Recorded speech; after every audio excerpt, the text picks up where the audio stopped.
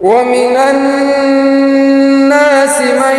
يقول آمنا بالله وباليوم الآخر وما هم بمؤمنين يخادعون الله والذين آمنوا وما يخدعون إلا أنفسهم وما يشعرون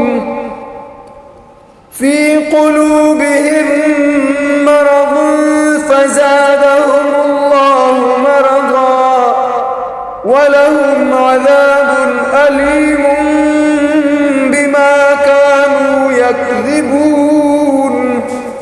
और बाज़ लोग ऐसे हैं जो कहते हैं हम अल्लाह पर और आखिरत के दिन पर ईमान ले आए, हालांकि हकीकत में वो मोमिन नहीं, वो अल्लाह को और ईमान वालों को धोखा देना चाहते हैं और हकीकत में वो अपने आप को ही धोखा दे रहे हैं और वो शऊर नहीं रखते।